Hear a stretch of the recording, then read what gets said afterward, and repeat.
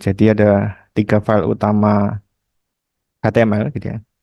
Yang bisa dijalankan adalah story.html itu. Ya. Jadi nanti tampilannya akan menjadi nah,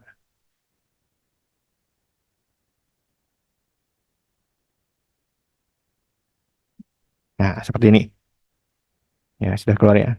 Nanti file tersebut bisa dibuka di web browser masing-masing. Ya, jangan kaget gitu ya. Ketika dibuka pertama kali akan muncul suara saya yang merdu gitu ya. Jadi secara konsep sendiri kan media interaktif itu adalah menggabungkan antara audio dengan eh, image gitu atau visual gitu ya. Jadi harus sinkron seharusnya gitu. Nah, saya juga akan presentasi menggunakan media ini. Jadi kita belajar berdasarkan real case gitu ya. Dan real case-nya adalah materi untuk hari ini gitu ya. Nah, sebelumnya kita harus belajar tentang konsep-konsep dari media pembelajaran dulu gitu ya. Di petunjuknya itu sudah ada yang mengarahkan suruh ngeklik di eh, icon kode ilmu gitu ya. Jadi silakan diklik. Nanti teman-teman bisa share ulang atau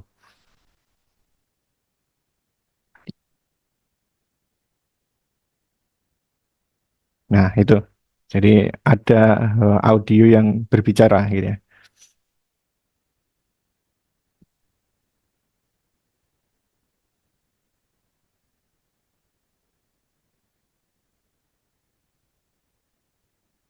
Nah ini.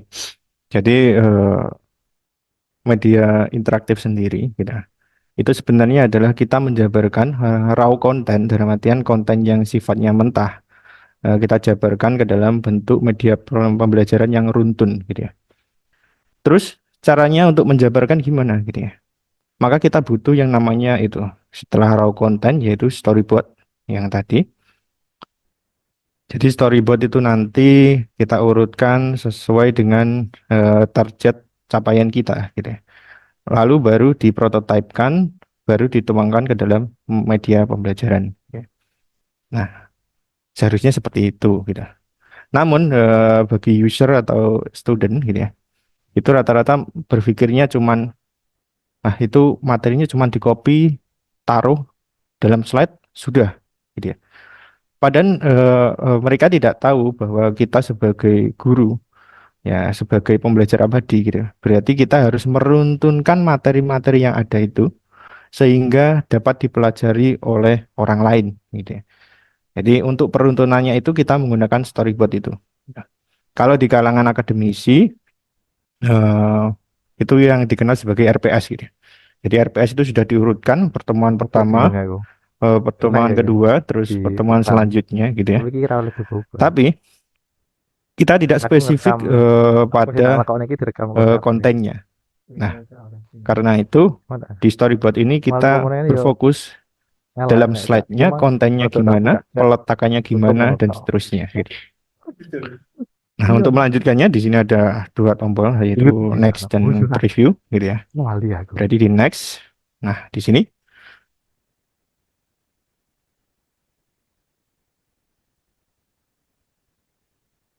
Nah,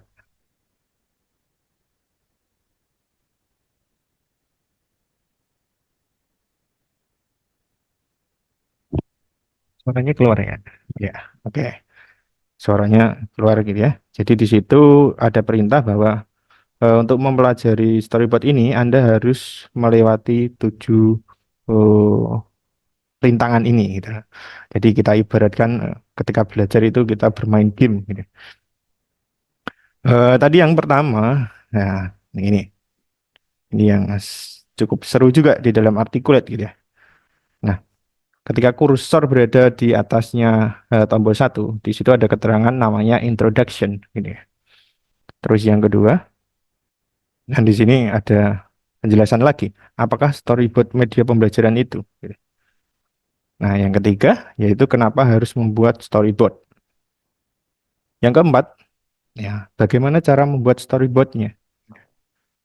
Terus yang kelima, contoh penggunaan storyboardnya bagaimana. Yang keenam, yaitu pengenalan articulate gitu ya. Eh, Memang dari segi tampilan terlihat cukup simple gitu ya. Tetapi perlu teman-teman ketahui di sini ketika Anda menggunakan articulate, Anda harus memahami namanya logika berpikir di dalam membuat media gitu ya. Nah, maksudnya logika berpikir di sini sebagai contoh gitu ya. Ketika user nanti berada di atas sebuah tombol gitu ya. Nanti dia akan menerima keterangan seperti apa. Terus mungkin teman-teman punya ide juga begini gitu ya. Ketika kursornya berada di atas tombol gitu. Nanti ada eh, suara yang muncul gitu. Itu bisa sebenarnya diatur seperti itu gitu. Nah, kalau teman-teman menggunakan articulate, ini bukan promosi articulate gini ya. Nah, sebagai study case gitu saya nanti akan membandingkan antara articulate dengan PowerPoint gitu ya. Kalau di dalam articulate gitu, logika itu bisa kita atur sesuai keinginan gitu. Kalau di dalam PowerPoint eh, perpindahan antara slide dan slide itu nanti hanya sifatnya sebagai link saja.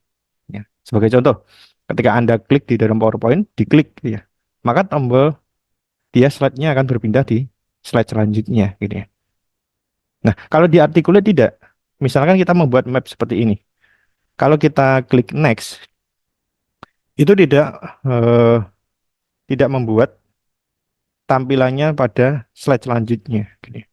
Jadi kita bisa atur juga next ini dia akan lompat kemana gitu. Nah, kita akan bahas di akhir gitu ya. Tadi introduction-nya yang di awal itu sudah ada gitu ya. Berarti langkah selanjutnya kita pahami dulu apakah storyboard media pembelajaran itu gitu ya. Ya,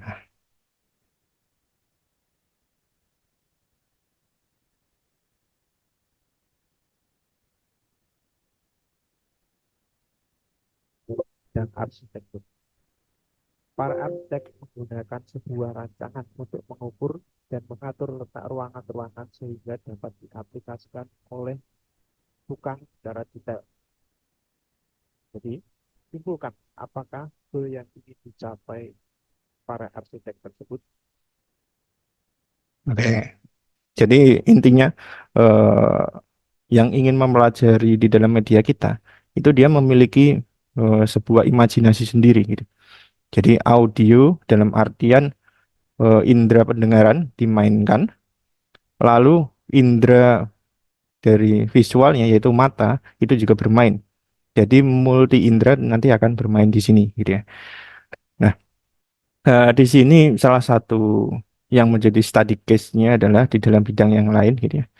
Ada storyboard di dalam arsitektur.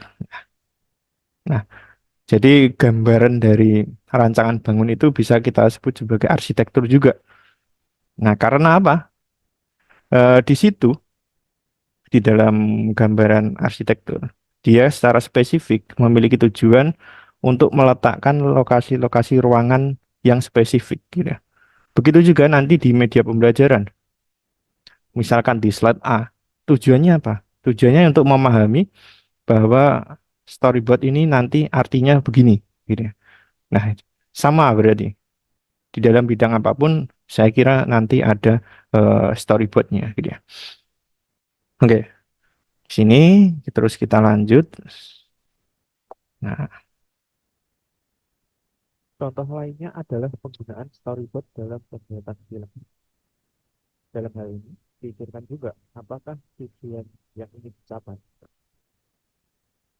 oke. Nah, di sini contoh kedua adalah dalam bidang film gitu.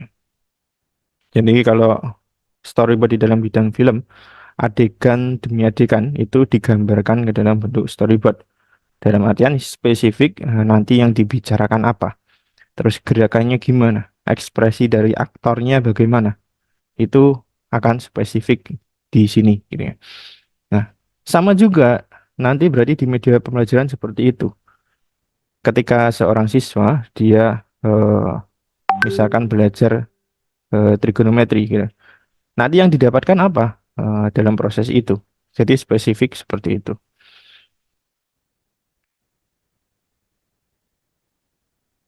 Setelah mengamati dalam berbagai bidang, maka dapat disimpulkan sebuah perancangan atau storyboard selalu memiliki tujuan yang dicapai.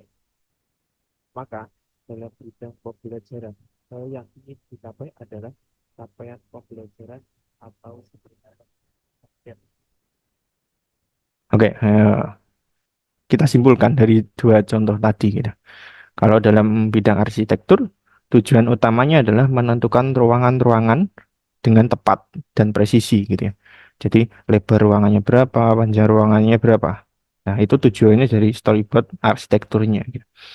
Kalau dalam bidang film, nanti berarti adegannya seperti apa, terus ekspresi dari aktornya gimana, terus set lokasinya gimana, itu spesifik digambarkan. Terus bagaimana kalau di capaian pembelajaran gitu ya. Berarti ketika seseorang itu nanti belajar, dia akan mendapatkan eh, apa di dalam slide itu. Terus hal pendukungnya yang harus dimengerti sebelumnya itu apa. Nah, jadi dalam artian slide by slide atau page demi page, nanti dia akan saling berkesinambungan gitu ya, sehingga capaian pembelajarannya bisa tercapai gitu. Jadi misalkan eh, eh, siswa gitu pengen belajar perkalian gitu. Yang pasti di dalam mempelajari perkalian, awal-awalnya kita kenakan angkanya dulu, berarti dari 0, 1, dan seterusnya gitu. Jadi nggak mungkin kita langsung berikan perkalian sepersepuluhan dan seterusnya gitu ya. Nah, itu. Jadi punya capaian pembelajaran yang spesifik. Nah, berarti nanti di dalam storyboard kita harus punya capaian itu di dalam slide demi slide-nya gitu ya.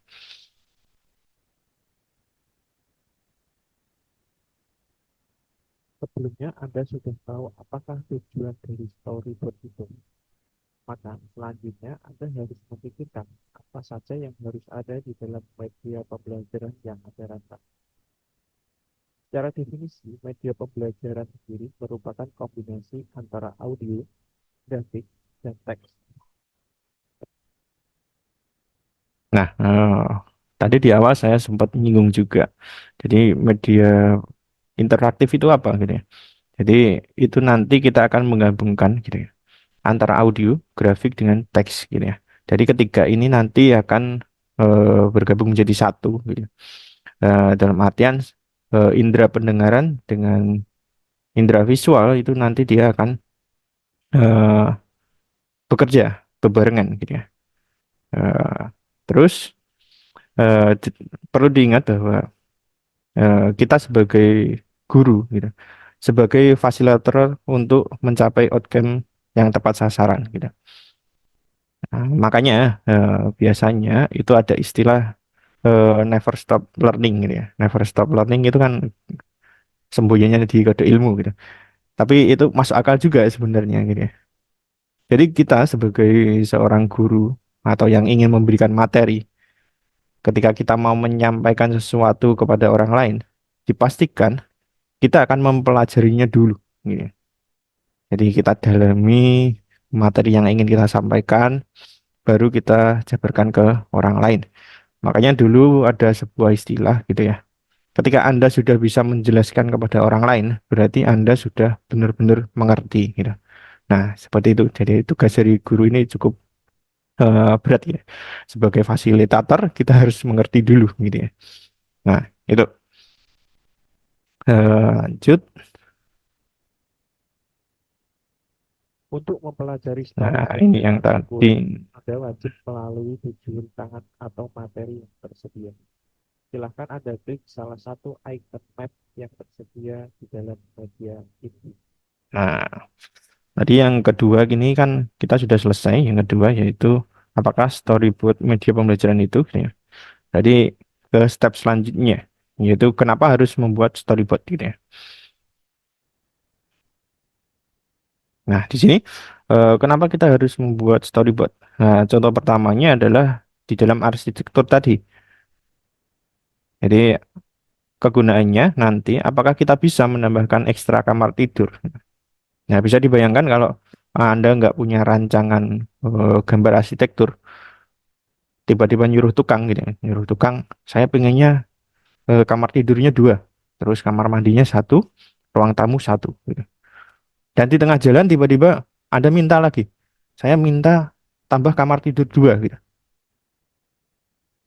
Gimana caranya kalau kita nggak punya gambaran gitu? Padahal tukangnya cuman baru pada level setengah pondasi gitu. Nah, berarti rancangan ini cukup penting nantinya gitu ya. Nah, terus yang kedua, nah, apakah bisa dapur dipindah posisikan gitu ya? Nah, kalau Anda cuman mengimajinasikan tanpa menggambarkannya ke dalam bentuk storyboard atau rancangan, eh, dipastikan pemindahan posisi ini nanti tidak akan bagus gitu ya. Yang semulanya direncanakan sebagai ruang tamu, tiba-tiba Anda minta di situ ada dapur gitu ya. Nah, ini yang agak rancu juga gini ya, dan lucu gitu ya. Terus yang kedua, ini dalam hal film tadi gitu ya. Apakah kita bisa mengurangi aktor supaya lebih hemat gitu ya. Nah, Anda sudah membuat storyboard, terus kita ingin biayanya ditekan gitu. Maka kita bisa menghapus salah satu adegannya di situ sehingga tetap terstruktur juga gitu ya. Dari awal filmnya sampai dengan akhirnya gitu. Cuman menghilangkan beberapa bagian. Coba Anda bayangkan kalau nggak ada rancangan ini, tiba-tiba Anda ingin menghapuskan salah satu aktor. Gimana aksinya biar filmnya tetap terlaksana gitu ya. Nah, kesulitannya di situ. Terus, apakah aktor dalam setiap scene-nya itu nanti konsisten gitu ya? Ini dalam artian di sini adalah bentuk rambut dan warnanya gitu ya. Kita sudah merencanakan kalau si A itu rambutnya nanti warnanya merah gitu. Maka setiap adegan di dalam film itu harus merah terus gitu. Dalam artian konsisten. Nah, maka dari itu diperlukan sebuah rancangan arsitektur seperti storyboard itu gitu ya. Oke, lanjut.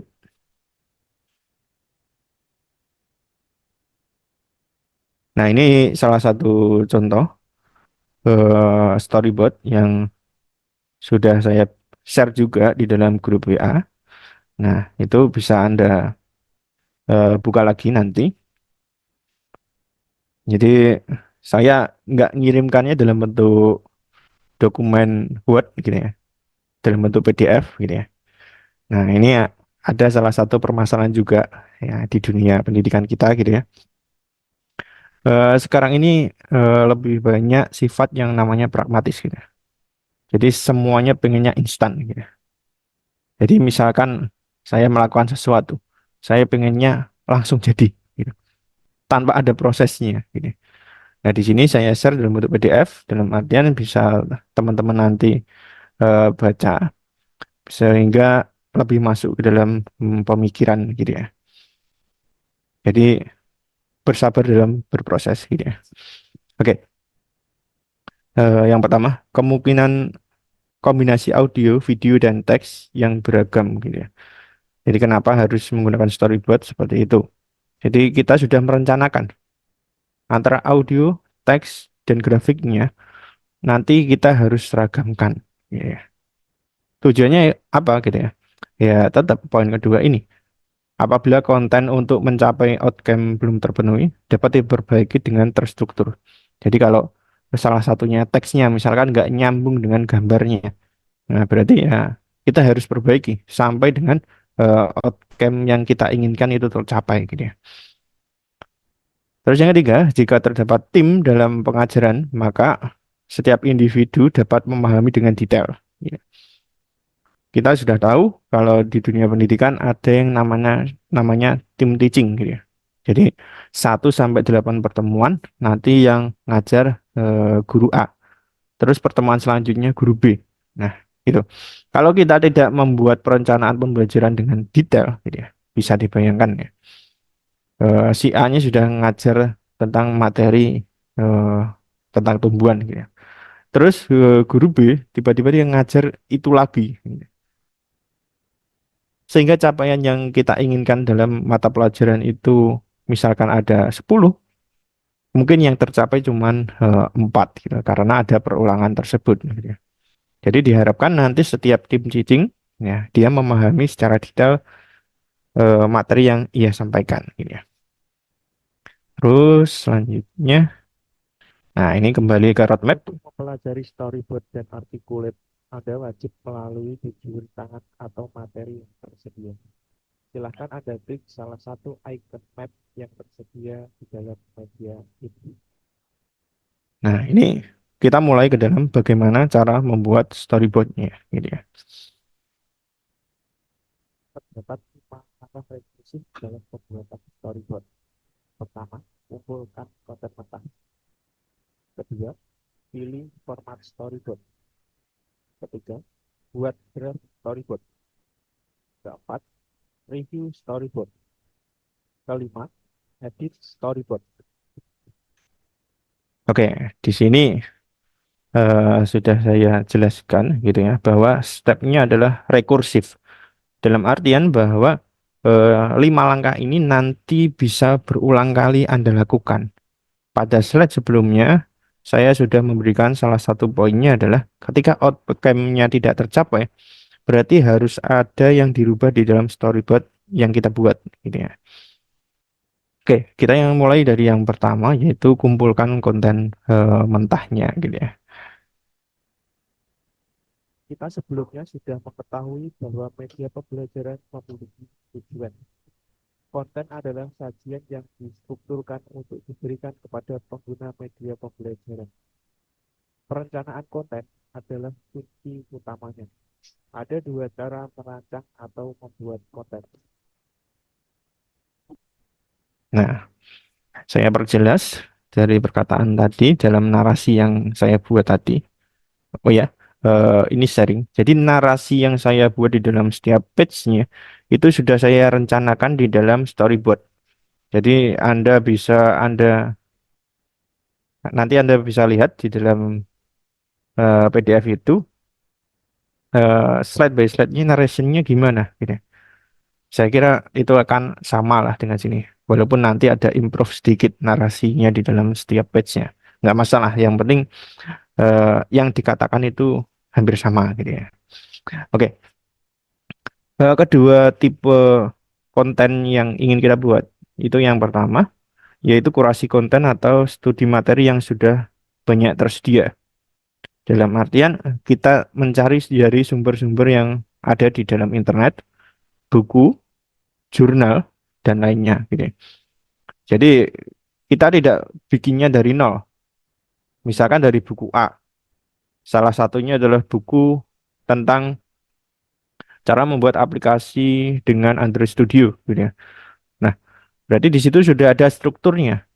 Tapi kita bisa kembangkan bahwa setiap langkah itu kita kembangkan lagi. Misalkan di buku A itu ternyata kurang lengkap. Tampilan dari Android Studio-nya tidak jelaskan. Maka kita bisa kurasi lagi dalam artian kita perbaiki konten yang sebelumnya itu agar lebih lengkap lagi gitu ya. Nah, itu untuk tipe konten yang satu gitu ya. Untuk tipe konten yang kedua yaitu kita buat dari nol gitu ya. Dalam artian Anda nggak punya struktur referensi gitu ya. Jadi kita buatkan dari nol gitu. Saya pernah buat dari nol ini, jadi ini sharing gitu ya.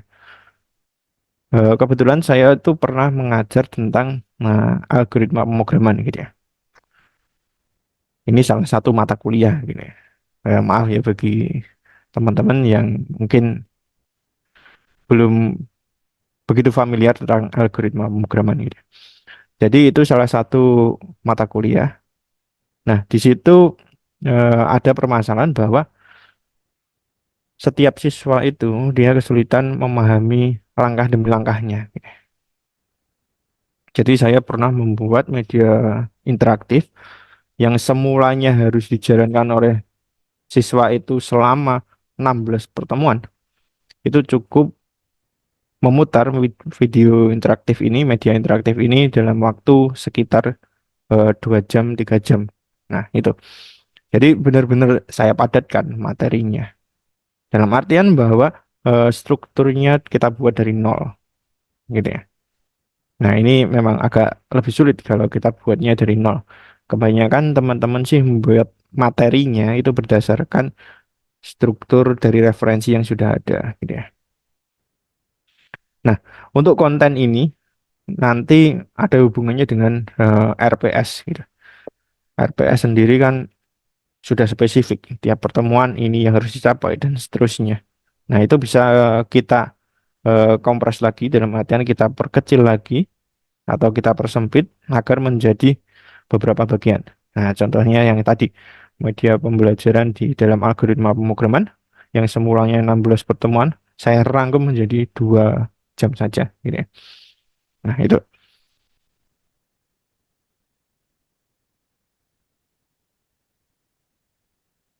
Tema sudah pasti ditentukan saat awal pembuatan media. Dari tema tersebut, silakan bagi menjadi beberapa topik utama. Contohnya, perjalanan menuju Jakarta. Maka, topik dibagi menjadi beberapa bagian, seperti kota yang dikunjungi saat perjalanan menuju Jakarta tersebut. Nah, jadi poin utamanya yang menjadi pembeda dari kedua konten tadi adalah strukturnya, gitu ya. Kalau kita mulai dari nol, berarti kita harus menstrukturkan yang semulanya kita sudah menentukan tema, ya. Misalkan di sini tadi saya ngajarnya algoritma pemrograman, maka topiknya itu gimana? Anda bagi-bagi dulu. Kalau dalam contoh nyatanya, gitu ya. Di sini ada perjalanan dari Kediri menuju Jakarta. Nah, seharusnya yang menjadi topik apa, gitu ya? Jadi kota-kota yang dilewati dari Kediri menuju Jakarta itu, gitu ya. Jadi Kediri, terus Nganjuk, dan seterusnya sampai dengan Jakarta, gitu ya. Jadi kita umpamakan topiknya adalah kota yang dilewati, gitu ya. Topik di breakdown lagi menjadi bagian lebih kecil, yaitu subtopik. Sebelumnya, jika topik adalah kota, maka subtopik adalah jalan yang ada atau dilewati di dalam kota tersebut. Oke, saya perjelas lagi. Jadi tadi di dalam topiknya adalah kota-kota yang dilewati ketika ingin ke Jakarta dari Kediri. Jadi misalkan di Nganjuk, gitu ya. Nah, di dalam topik Nganjuk itu kita breakdown lagi di dalamnya, gitu ya. Subtopiknya gimana, gitu. Ketika kita mau ke Jakarta, maka kita harus melewati jalan apa di Nganjuk itu, gitu. Contoh untuk Jalan Ahmad Yani dan seterusnya, gitu. Maka itu harus kita lewati dalam artian topiknya adalah Nganjuk, terus subtopiknya adalah eh, itu tadi jalan yang dilewati di dalam kotanya, gitu ya.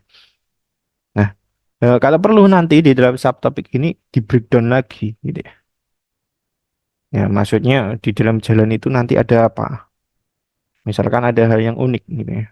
Maka itu sebagai eh, sub subtopiknya, gitu ya. Jadi di dalam subtopik ada subnya lagi, gitu.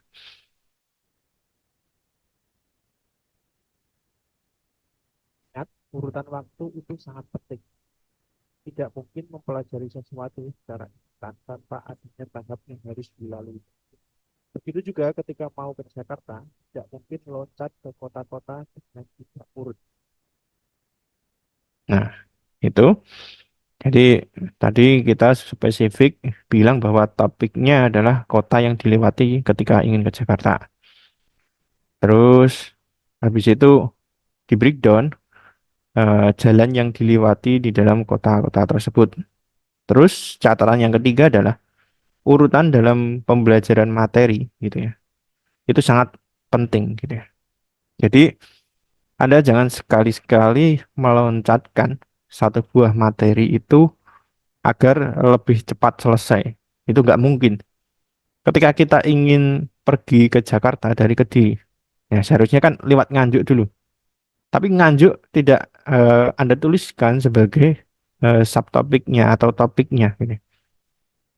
Nah, misalkan dari Kediri langsung ke Jogja, terus baru ke kota-kota selanjutnya menuju Jakarta, gitu. Kan nggak mungkin. Nah, berarti urutan waktu ini sangat penting banget ketika Anda membuat media interaktif, gitu ya. Oke, lanjut. Terdapat 5 langkah revisi dalam pembuatan storyboard. Pertama, kumpulkan konten mentah. Kedua, pilih format storyboard. Ketiga, buat draft storyboard. Keempat, review storyboard. Kelima, edit storyboard. Oke, kita berarti tadi yang kumpulkan konten mentahnya, dalam artian mengumpulkan konten sudah. Lalu selanjutnya adalah pilih format storyboardnya, gitu ya. Terdapat dua storyboard, itu storyboard tertulis dan storyboard visual. Nah, itu. Jadi ada dua format storyboard. Yang pertama yaitu tertulis, yang kedua adalah visual. Nah, eh, lebih mudahnya yang mana gitu. Nah, ini tergantung tergantung dengan passion kita gitu ya. Anda lebih suka dalam hal desain atau dalam hal menulis ini. Untuk dari segi fidelity gitu ya. Nah, jadi segi tampilan visualnya gitu. Nanti kalau Anda mempelajari tentang storyboard visual, spesifik lokasi dari konten Anda itu harus tertuliskan. Nah, itu. Kalau Anda menggunakan storyboard tertulis, Anda hanya membawanya sekilas. Jadi, misalkan saya butuh animasi untuk menjelaskan eh, gambar dengan teksnya, gitu ya. Gimana caranya biar sinkron? Itu nggak dipikirkan di dalam yang tertulis, tapi di visual harus spesifik seperti itu. Misalkan posisi tulisannya di atas, terus gambarnya di bawah, dan seterusnya, gitu ya. Nah, kita lanjutkan. Adalah contoh format storyboard tertulis dan fokus. Nah, ini untuk contoh format yang tertulis. Jadi untuk webinar kita, gitu ya.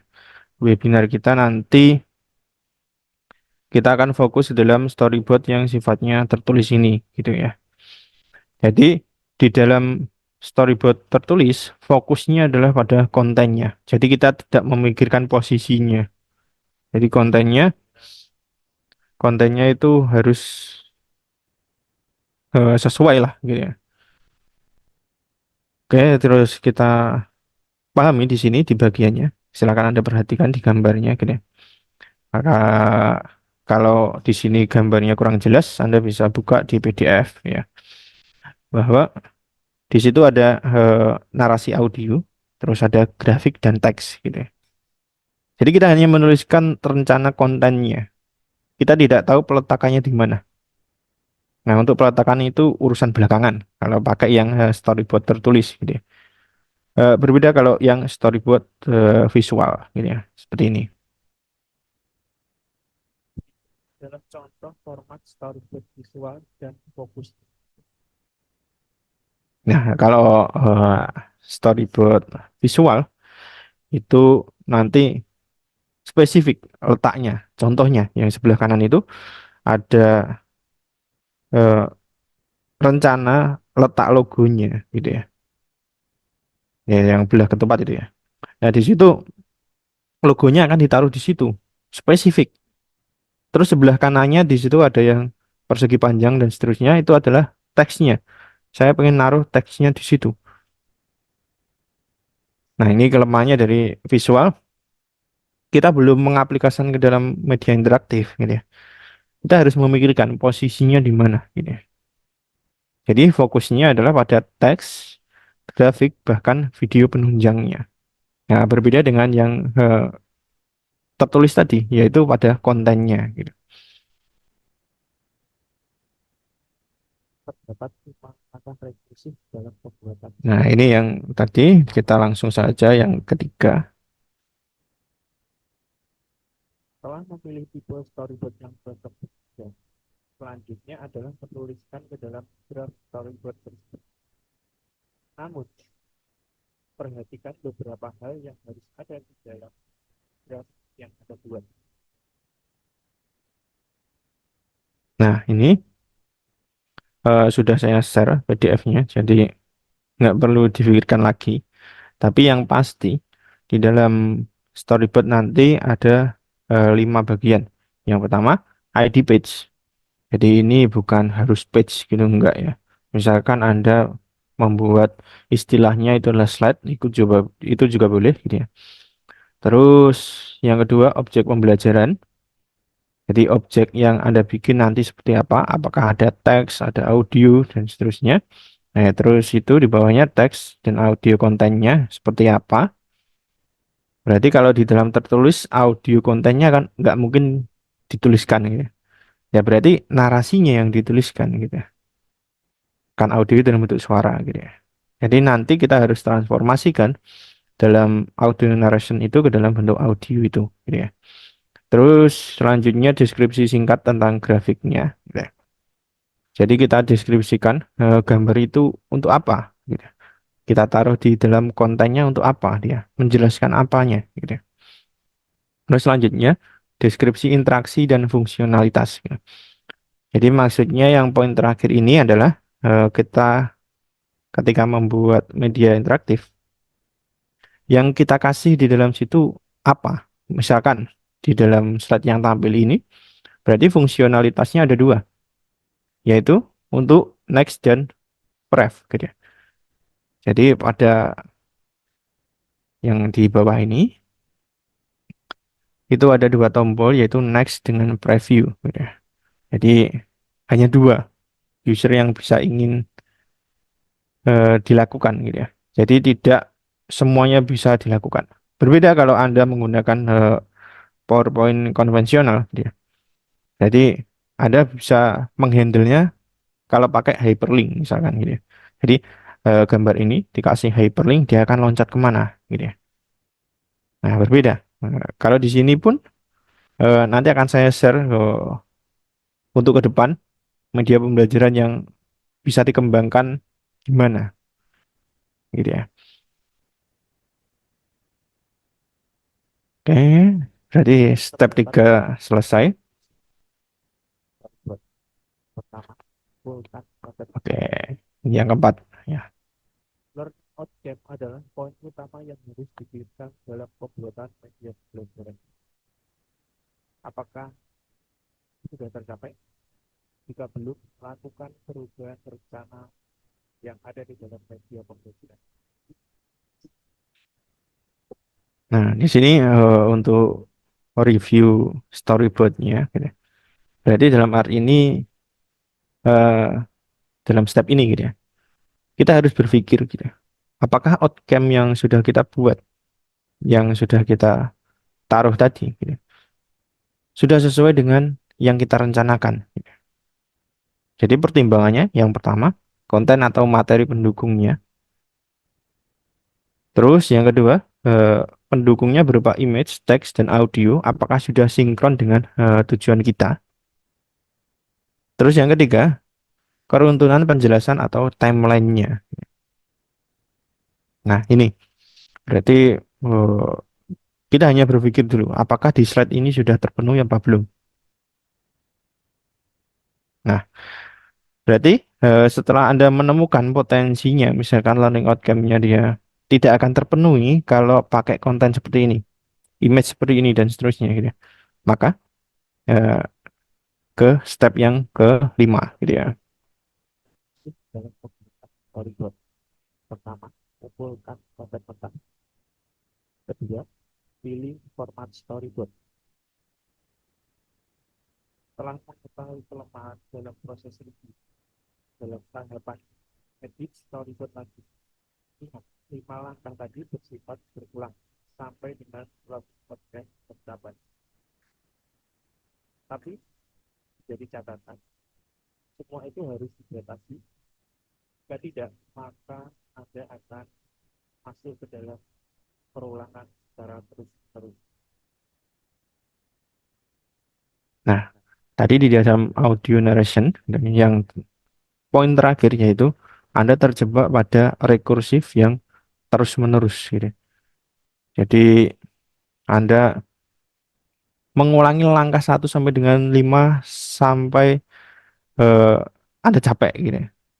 Nah, langkahnya gimana gitu ya? ya tetap Anda harus batasi gitu ya. Misalkan ketika 3 kali perulangan ya Anda masih menemukan kesalahan, berarti Anda cukupkan saja gitu. Jadi jangan eh, direview lagi ya. Kalau eh, bercandanya orang-orang gitu ya, semakin dibaca maka semakin banyak kesalahan gitu ya. Oke, jadi ya kita cukupkan dalam beberapa bagian saja gitu. Nah, berarti kan Storyboard. Pertama, full text catat tentang. Kedua, pilih format storyboard. Ketiga, buat draft storyboard. Keempat, review storyboard. Kelima, edit storyboard. oke. Berarti untuk kelima langkah ini ya sudah selesai kita lakukan. Ya, berarti storyboard yang Anda buat seharusnya sudah komplit gitu ya. Dalam artian siap dipublish ke dalam bentuk articulate-nya gitu ya. Oke, kita kembali ke roadmap. Dari storyboard dan bullet, Anda wajib melalui tujuan tangan atau materi tersedia. Silahkan Anda klik salah satu icon map yang tersedia di dalam media ini. Oke, tadi kita sudah belajar bagaimana cara membuat storyboard-nya. Ya, selanjutnya contoh penggunaan storyboard gitu ya.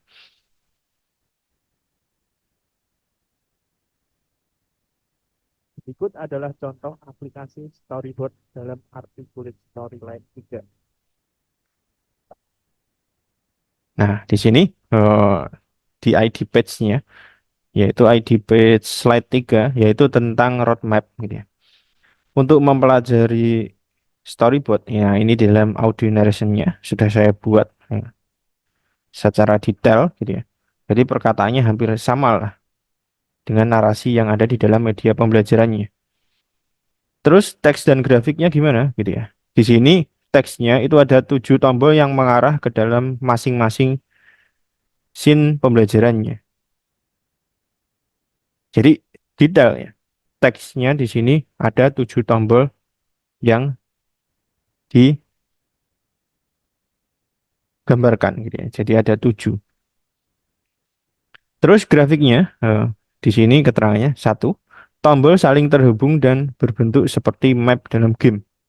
Nah, saya merencanakannya seperti itu. Gitu. Terus yang kedua, learner dapat memilih sesuai dengan keinginan. Jadi kalau teman-teman Anda kurang paham tentang materi yang kelima, berarti ya tinggal klik yang kelima saja. Anda nggak perlu melakukan clicking dari awal. Jadi dari pertemuan satu itu nggak mungkin, nggak usah gitu. Nah, terus tombol diberikan keterangan berbentuk floating ketika mouse berada di atas sebuah tombol gitu. Yang tadi saya bilang kalau tombol itu di atasnya ada kursor, dia akan menampilkan sebuah pesan. Nah, itu istilahnya ada floating text-nya gitu ya. Nah, untuk technical notes itu yang di bagian bawah yang warna biru gitu ya. Tombol support perpindahan ya, skin dan keterangan dengan menggunakan hover. Ya, ini memang bahasanya agak teknis gitu ya. Jadi hover itu yang kursor di atas tombol itu ya. Nanti akan keluar sesuatu gitu ya. Maka secara teknikalnya dituliskan di situ. Kalau Anda benar-benar awam tentang teknik ya tuliskan saja. Ketika mouse-nya berada di atas tombol, nanti akan muncul suara atau muncul sebuah teks seperti itu. Oke. Berikut adalah contoh aplikasi. Nah, ini yang ke contoh kedua ya. Eh, di slide yang pertama, audio narration-nya gimana? Seperti yang tadi saya buat, berarti harus dituliskan di sini. Kenapa Kak harus dituliskan narasinya gitu? Kalau Anda tidak narasikan, kemungkinan akan kesulitan juga. Gitu. Anda bicara apa gitu. Ketika mic-nya sudah nyala, yang dibicarakan apa? Nah, kalau Anda sudah merencanakan narasinya, ya nanti Anda bisa mengembangkan bahasanya sendiri lah. Kalau poinnya seperti ini, yang dikatakan harus seperti ini, dan seterusnya. Gitu. Nah, terus untuk grafiknya, di sini teksnya adalah judul pembelajaran. Gitu. Terus grafiknya itu adalah logo kode ilmu dan backgroundnya. Nah, di dalam technical notes-nya, logo kode ilmu dapat diklik untuk melanjutkan ke tahap selanjutnya. Gitu. Nah, di sini saya menggunakan teknik biar user bergerak. Gitu. Dalam artian dia merangsang indera visualnya. Di mana letak kode ilmu itu, gitu, logo kode ilmunya. Berarti dia harus mencari dulu, gitu, untuk melanjutkan ke tahap selanjutnya, gitu ya.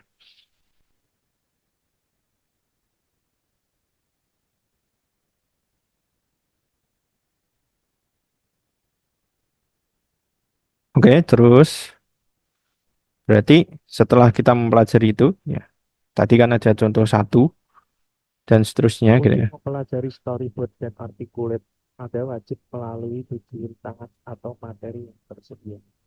Silahkan Anda klik salah satu icon map yang tersedia di dalam bagian itu. Nah, tadi terakhir kita contoh penggunaan. Selanjutnya yaitu pengenalan dengan storyline-nya. Nah, ini yang cukup menarik, gitu ya. Jadi ada beberapa bagian yang harus dipahami di dalam penggunaan storyline, gitu. Tadi kita sudah membuat storyboardnya, kita tinggal mengaplikasikannya. Nah, jadi ada beberapa bagian ini yang menjadi catatan. Saya akan langsung saja ke aplikasi storyline-nya, gitu ya. Bentar.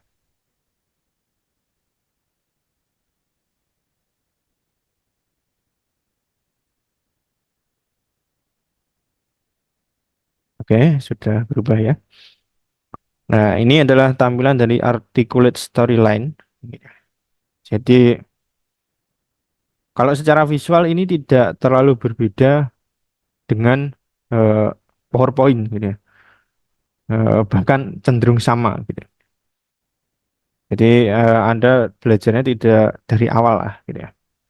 Jadi, ada beberapa bagian yang harus dipahami dari awal, gitu ya. Contohnya, di sini ada yang namanya hierarki storyline-nya, gitu ya. Nah, di sini ada sebuah grafik seperti ada panah-panahnya itu ya. Itu dalam artian panah ini sebagai penghubung antara page satu dengan page yang lain. Nah, tadi di dalam storyboardnya kan di dalam technical notes-nya kita bisa membuat ketika tombol ini diklik dia akan berpindah di halaman berapa. Nah, secara spesifik di dalam storyline juga terlihat. Nah, contohnya gitu ya. Sini. Dari skin ini ya, di sini ada 411 edit storyboard ya. Salah satu aksinya dia akan kembali ke dalam roadmap-nya. Nah, kita buka ya.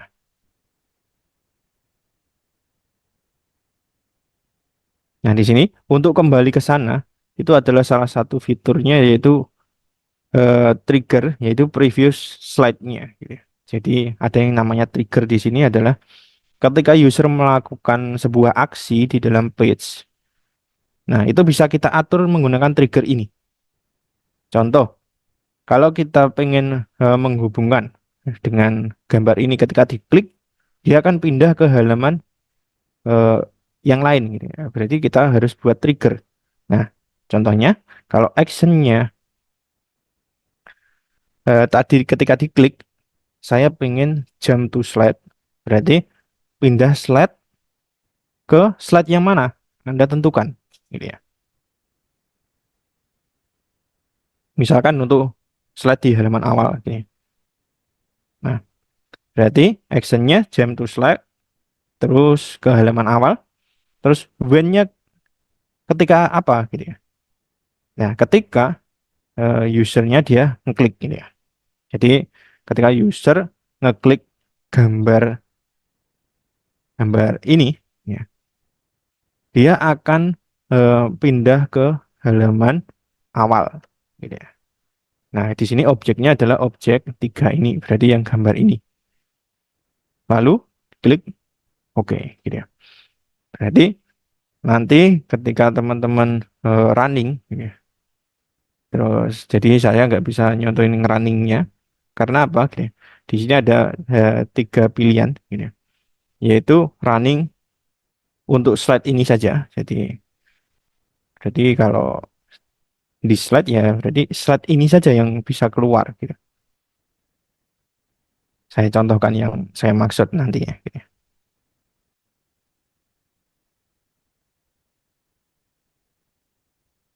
Nah, agak loading.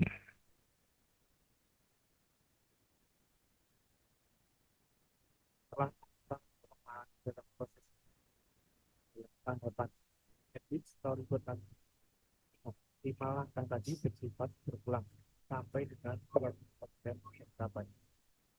Nah, Tapi jadi catatan, semua itu harus dibatasi. Jika tidak, maka Anda akan masuk ke dalam perulangan secara terus-terus. nah, itu tadi audio narration-nya dari storyboard sudah saya tuangkan juga, gitu ya. Terus tadi kita membuat sebuah trigger, gitu. Ketika gambar ini diklik, seharusnya dia jump ke dalam halaman awal, gitu ya.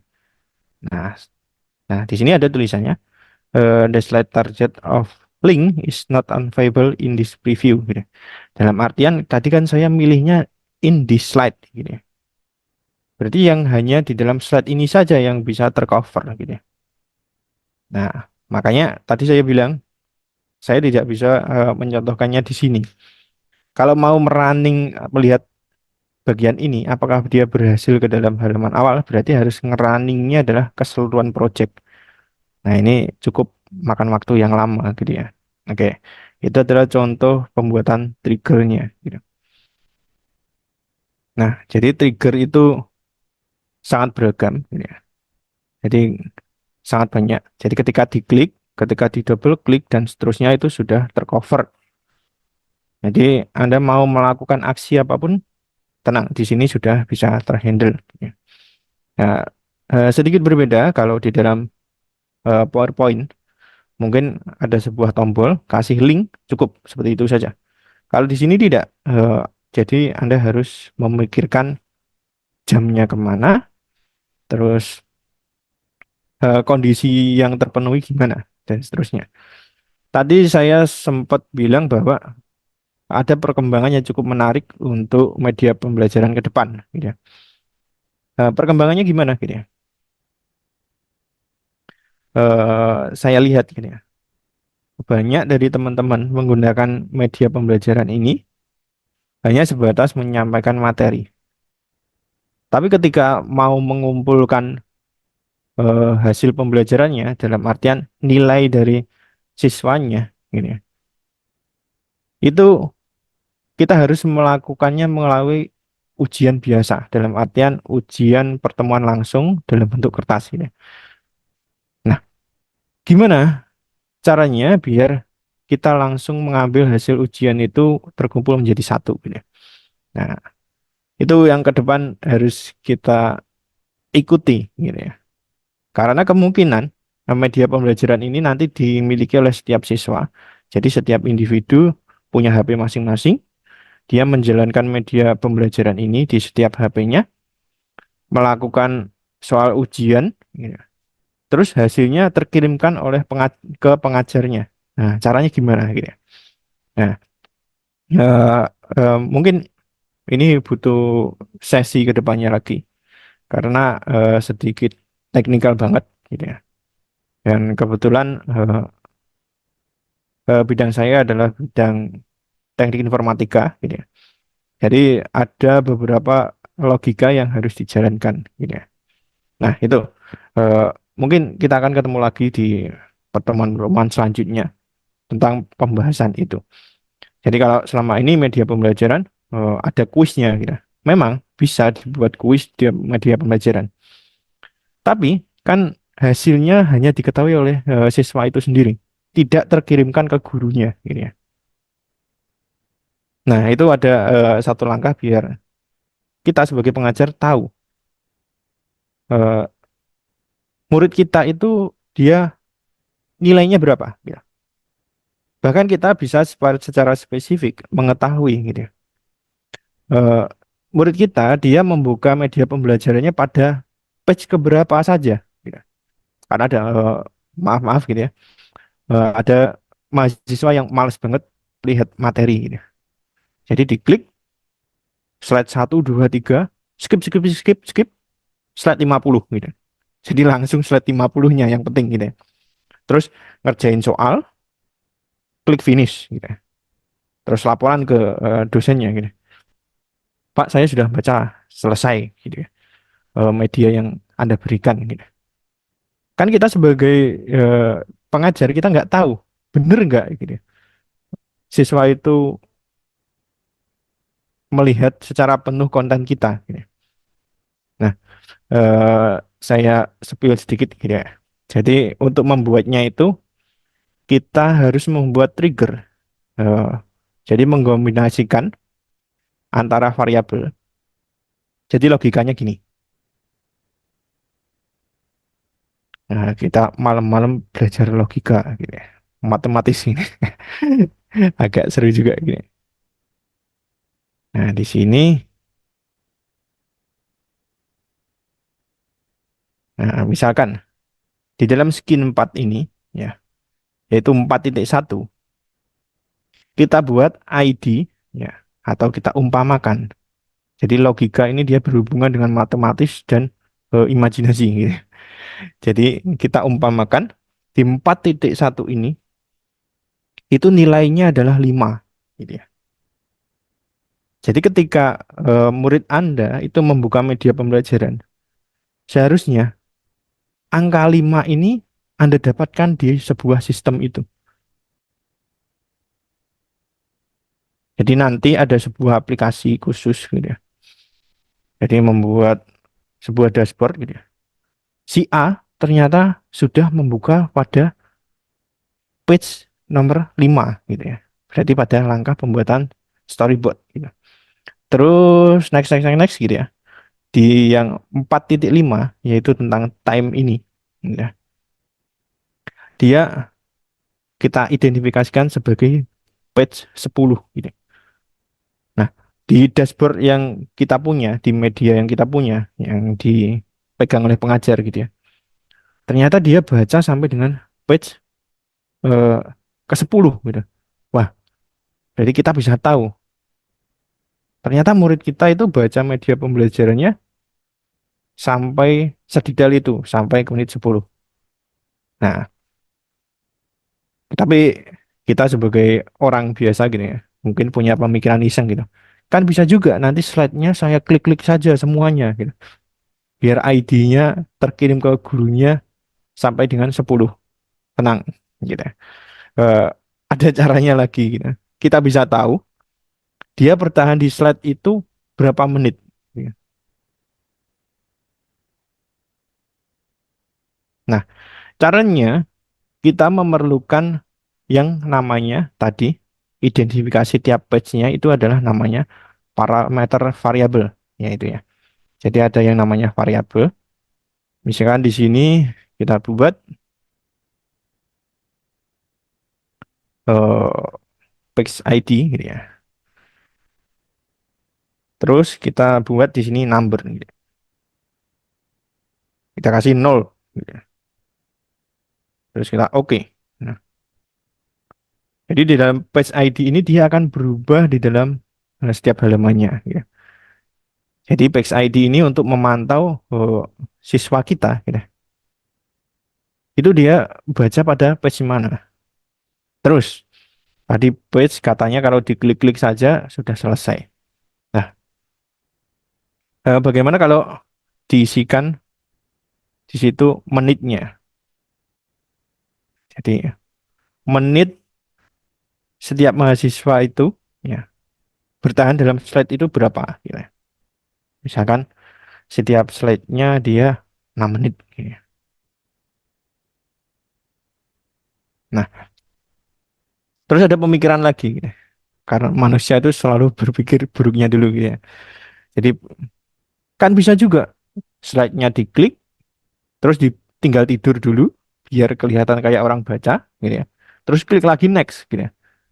Nah, tenang, kita sebagai fasilitator, ya, kita harus lebih cerdas daripada murid-murid kita, gitu. Kita bisa ngakalin dengan yang namanya activity. Nah, gitu ya. Jadi activity-nya ada beberapa gerakan yang dilakukan oleh mouse dia, misalkan. Misalkan ada 7 gerakan. Kan nggak mungkin orang baca, mouse-nya dia diam, terus dibaca terus, gitu, terus dipahami. Yang pasti ada pergerakan mouse yang dilakukan, gitu ya. Nah, itu namanya activity. Nah, caranya gimana, gitu? Nah, itu tadi cara yang pertamanya, yaitu membuat sebuah variabel identifikasi yang dilakukan oleh mahasiswa kita. Nah, dalam artian berarti data-data ini, ya, berarti yang data activity, udah semenit, dan page ID harus dikirimkan kepada pengajarnya. Nah, untuk pengajar, nah pengajar itu biar mendapatkan datanya, ada yang namanya itu adalah execute JavaScript. Nah, ini memang penggunaan eh, atau membuat media interaktifnya agak expert gitu ya. Nah, mungkin nanti ke depan ada program-program dari Kode Ilmu biar kita membahas lebih expert itu. Dalam artian media pembelajaran tidak hanya di-share, tapi kita tahu progres yang dilakukan oleh siswanya, gitu. Jadi bisa menggunakan ini. Jadi variabel tadi diolah dengan menggunakan JavaScript ini, lalu ditaruh di sini. Nah, terus ada sebuah dashboard khusus yang dimiliki oleh pengajar. Nah, itu. Jadi eh, kalau kita bicara tentang perkembangan media interaktif atau media pembelajaran ini nanti akan sangat luas gitu. Eh, ada juga kasus seperti ini. Saya banyak nemui, eh, alhamdulillahnya bukan dari bidang keilmuan saya, gitu ya. Jadi ada bidang yang lain, gitu ya. Membuat kuisnya, misalkan ada multiple choice, gitu ya. Multiple choice itu pilihannya ada 5, A sampai dengan E. Terus ternyata isian dari pilihan itu sama terus. Kita sebagai murid yang kreatif, gitu ya. Jadi kalau jawabannya A salah, ya tinggal B. Kalau B salah, tinggal sampai dengan E, gitu. Jadi kita tracing terus. Nah, cara ngatasi ini gimana, gitu. Jadi ke depan, kayaknya perkembangannya, media interaktif ini dia akan bergabung ke dalam AI, gitu. Jadi kita gabungkan cara pengacaan soalnya itu dengan pengacaan jawaban dan seterusnya. Jadi ada unsur AI-nya biar eh, murid-murid kita, gitu ya, tidak hanya sebagai pencoba seperti yang tadi. Kalau nggak A ya B, kalau nggak B ya C, kalau nggak C ya D, dan seterusnya. Terus ditandai. Soal si A yang keluar itu jawabannya yang benar B. Berarti yang B misalkan adalah robot, gitu ya. Nah, si siswa yang B ternyata soalnya sama, jawabannya juga robot.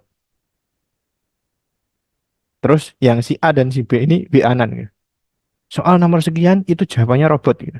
Terus satu kelas bener semua. Nah, itu. Nah, berarti kita kalah step, gitu ya. Jadi kita jangan mengklaim media interaktif ini sebagai media yang sangat bagus banget untuk mengambil penilaian tadi, gitu. Kita harus pikirkan lebih jauh ke depannya lagi. Nah, mungkin soalnya bisa diacak dan seterusnya. Bahkan perkembangan sekarang, gitu. di salah satu universitas yang cukup ternama gitu ya. Mereka sedang mengembangkan yang namanya soalnya dalam bentuk esai, tidak pilihan ganda. Dan esai itu nanti dia komputer bisa mengenali jawabannya benar apa salah, intinya benar apa salah, terus sama teman sekelasnya itu dia nanti ada yang sama apa tidak, dalam artian contekan apa tidak, dan seterusnya itu. Jadi perkembangannya ke depan cukup banyak lah ya. Mungkin teman-teman di sini banyak yang praktisi sebagai pengajar juga gitu ya. Sudah tahu trik-trik seperti itu gitu ya untuk teman-teman ngakali biar nilai yang diberikan kepada pengajar adalah sempurna.